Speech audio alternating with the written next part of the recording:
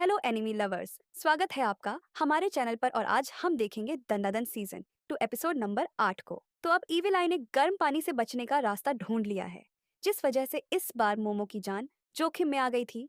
तो अब ओकारून ने डिसाइड कर लिया है कि वह ताकतवर बन के रहेगा ताकि वो इविलाई का सामना कर सके, जिसके लिए टर्बो ग्रेनी ओकारून का साथ देने के लिए तैयार हो गई है। तो क्या अब वो कारून ताकतवर होके इविलाई को हरा पाएगा, या फिर इविलाई दोबारा से कन्वर्ट होके सभी को मार डालेगा? तो चलिए देखते हैं कि आगे क्या होता है। तब म्यूजिक रूम की आत्माएं ओकारून और उसके साथियों से पूछने लगती है कि आखिरकार वो घटिया साउंड कौन निकाल रहा था, जिस बात के लिए ओकारून और आयरा मना करने लगते हैं। पर टर्बोग्नी उनके बारे में सबको बता देती है, जिससे कि उन आत्माओं को गुस्सा आ जाता है और वह कारुण और अकीरा पर हमला कर देते हैं, जिस वजह से वो ट्रांसफॉर्म होके बच जाते हैं। तब वो आत्माएं अपनी पावर्स को यूज करके अपनी म्यूजिक की मदद से उन पर हमला करना स्टार्ट कर देती हैं। और जैसे ओकारो उनके नोट्स को छूता है, वैसे ही वहां पर एक जोरदार धमाका होता है, जिससे कि ओकारो जख्मी हो जाता है। क्या तुम बेवकूफ हो? तुम्हें इन्हें डच करना चाहिए क्योंकि यह म्यूजिक नोट्स बॉम्ब है। और हाँ, उन रेस्ट सिंबल्स को तो बिल्कुल मत छूना क्योंकि उससे तुम मर भी सकते हो। तब वो आत्माएं अपनी म्यूजिक की मदद से वहां के सीन को चेंज कर देती हैं और फिर से अपने म्यूजिक की मदद से ओकारून और आयरा पर हमला कर देती है, जिस वजह से ओकारून और आयरा उन नोट्स से बचने की कोशिश करने लगते हैं। पर नोट्स फिर से ओकारून को छू लेते हैं, जिससे कि ओकारून उड़ के दूर गिर जाता है। तब उस ऑर्केस्ट्रा टीम का कंडक्टर म्यूजिक स्पीड को तेज करने के लिए कहता है और ओकारून और आयरा पर फिर से हमला कर देता है। पर आयरा बड़ी ही आसानी से उन नोट्स को डच कर रही होती है। आयरा तो सच में बहुत ज्यादा ऑनसम है। वो तो सच में उन सभी नोट्स को डज कर रही है। बेवकूफ, ये टाइम उसकी तारीफ करने का नहीं है। तुम्हें भी उन्हीं की तरह उसे डज करना है। तब भी आयरा अपने बालों से उन म्यूजिशियंस की आत्मा को पकड़ने की कोशिश करने लगती है, पर वहां पर इतने सारे नोट्स होने की वजह से टायरा उन तक पहुंच नहीं पाती। तब एक रेस्ट नोड ओकारून को टच कर जाता है, जिससे कि ओकारून एकदम से पॉज हो जाता है और वह म्यूजिशियंस ओकारून के ऊपर नोट्स की बारिश कर देते हैं। तब वो लोग आयरा पर भी हमला कर देते हैं, पर आयरा किसी तरह उनके हमले से बच जाती है। तब वो कारून दोबारा से नॉर्मल हो चुका होता है। आयरा तो सच में बहुत कमाल की है, पर मैं तो बहुत ज़्यादा कमज़ोर हूँ। मैंने इतने ताकतवर अपोनेंट से लड़ाई की है, तो मुझे लगा था कि शायद मैं थोड़ा-सा तो ताकतवर हो ही गया होगा, और मैं तो बिल्कुल भी ताकतवर नहीं हुआ हूँ। अगर तुम्हारे पास यहाँ पर रोने का टाइम है, तो जल्दी से यहाँ पर अपनी बॉडी को हिलाओ, जल्दी से रिदमम को समझो। ये सारी चीज़ें ऐसे ही चलती रहेंगी और वो आयरा भी इन सभी को हमेशा के लिए टच नहीं कर पाएगी। तो इसलिए हमें जल्द से जल्द कुछ ना कुछ करना होगा। तुम्हें इनकी परफॉर्मेंस को समझने की कोई ज़रूरत नहीं है। तुम्हें बस किसी तरह के म्यूज़िक को याद करना है और उस रिदमम को यूज़ करके अपनी बॉडी को मूव करना है।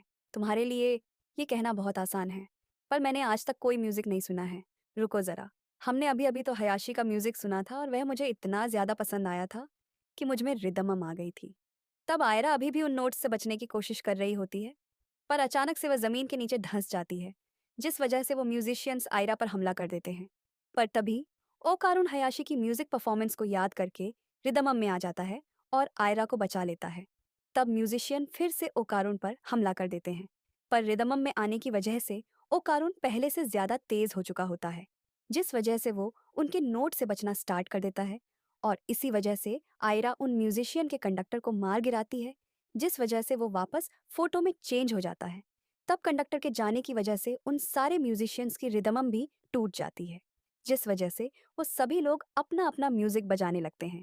और इसी वजह से आयरा और उकारुन को उन पर हमला करने का मौका मिल जाता है। पर तभी पियानिस्ट सबको फिर से रिदमम में बजाने के लिए कहता है, जिस वजह से वहां का दृश्य फिर से चेंज हो जाता है और एक बड़ा बंदा आके वहां पर गाना स्टार्ट कर देता है। तब वहां पर 3 और लोग आ जाते हैं, जिनके अंदर से बहुत सारे बंदे नीचे गिरने लगते हैं और वो सारे बंदे गाना गाते हुए ओकारून और आयरा पर हमला कर देते हैं। ये सारे इल्यूजन्स हैं, तो तुम लोगों को इन पर ध्यान नहीं देना चाहिए। तो इसलिए जल्दी चलो और उन म्यूजिशियंस को मार गिराओ। तब आयरा कहती है वो सब कुछ तो ठीक है, पर आखिरकार वो म्यूजिशियंस है कहाँ? तब वो लोग म्यूजिशियंस के स्टेज को ढूंढ लेते हैं और तभी वो लोग चारों तरफ से लोगों से घिर जाते हैं, जिस वजह से आयरा ओकारुन का हाथ पकड़ लेती है और अपने हेयर की मदद से एक बड़े से जॉइंट को पकड़कर ओकारुन को लेकर उसके सिर पर पहुंच जाती है, जिस वजह से 2 जॉइंट उस बड़े से जॉइंट पर हमला कर देते हैं, जिससे कि ओकारुन और आयरा बच जाते हैं। तब एक जॉइंट उन दोनों पे हमला करने लगता है, पर आयरा ओकारून को लात मार के उसे आगे भेज देती है और खुद उन जॉइंट्स को रोकने के लिए वहां पर रुक जाती है। तब एक जाइंट आयरा पर हमला कर देता है जिससे कि आयरा की ट्रांसफॉर्मेशन टूटने लगती है। पर तभी वह अपने दोस्तों के साथ बिताए हुए अच्छे पलों को याद करने लगती है और फिर से ट्रांसफॉर्म होके उन जॉइंट्स पर हमला कर देती है। तब ओकारुन म्यूजिशियंस की तरफ बढ़ने लगता है और वो म्यूजिशियंस अपने नोट से ओकारुन पर हमला कर देते हैं, जिससे ओकारुन अपने रिदमम की मदद से बचने लगता है। तब आयरा जॉइंट्स के बीच में से गुजरते हुए उन्हीं की पावर की मदद से उन्हें हराने लगती है और एक जॉइंट को अपने बालों से नीचे गिरा के वह स्पीड में एक स्विंग करते हुए दूसरे जॉइंट पर हमला कर देती है, जिससे कि वो सारे जॉइंट्स नीचे गिर जाते हैं। पर उन्होंने अभी भी गाना गाना बंद नहीं किया होता। तब ओकारून के रास्ते में भी छोटे छोटे बंदे आना स्टार्ट कर देते हैं, पर ओकारून अपने रिदमम की मदद से उन्हें चीरता हुआ आगे बढ़ रहा होता है। जल्दी करो नहीं तो हम सभी लोग घेर जाएंगे। मुझे पता है, पर मैं बस 2 बारी फुल थ्रॉटलर को यूज कर सकता हूँ।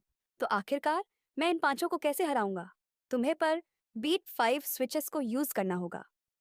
तब वहां की नोट्स को देखकर ओकारून को समझ में आ जाता है कि उसे एक बीट में 5 स्विचेस को कैसे यूज करना है। और हम देखते हैं वो अपनी स्पीड को बढ़ा के एक ही बारी में उन पांचों म्यूजिशियंस को हरा देता है, जिससे कि वो सारे लोग फिर से पिक्चर में कन्वर्ट हो जाते हैं और वोकारून और आयरा दोबारा से म्यूजिक रूम में वापस आ जाते हैं। आयरा, क्या तुम ठीक हो?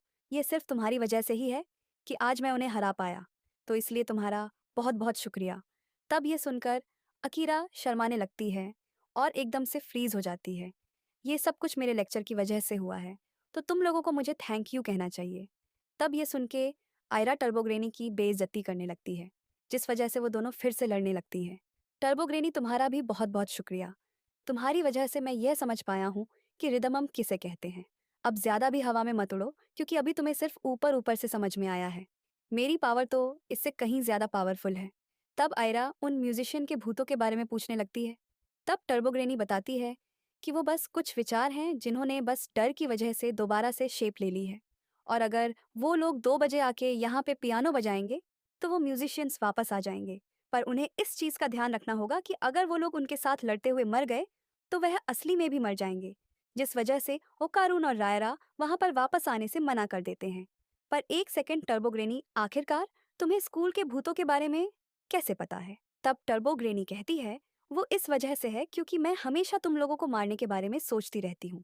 तब टर्बोग्रेनी गलती से उतरते हुए पियानो पर पैर रख देती है, जिससे कि वो म्यूजिशियन वाले भूत वापस आ जाते हैं। तब हम यहाँ पर मोमो के घर को देखते हैं। हमें हयाशी बैंड को दोबारा से बुलाना चाहिए।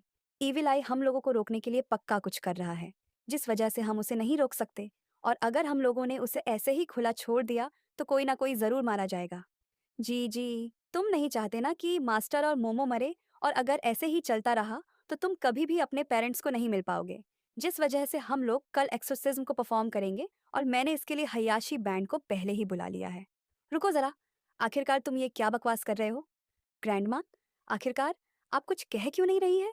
आपने कहा था ना कि आप इविल लाइफ को फैमिली बनाएंगी, और ऊपर से जीजी भी अपने स्पिरिचुअल पावर को पावरफुल बनाने की कोशिश कर रहा है।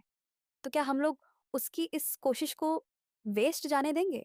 तो वो कारण जी को बाहर बुलाने लगता है और मोमो को समझ नहीं आ रहा होता कि आखिरकार वहां पर चल क्या रहा है। तब वो कारुन आयरा को जीजी के ऊपर पानी फेंकने के लिए कहता है। कोई भी अब हमारी लड़ाई के बीच में नहीं आएगा, क्योंकि अब मैं इविल लाइन को बहुत अच्छे से मारने वाला हूँ। क्या तुम मजाक कर रहे हो कार? ये कोई गेम नहीं है। मैं बहुत ज्यादा गुस्से में था जब इविल लाइन ने तुम पर हमला किया था।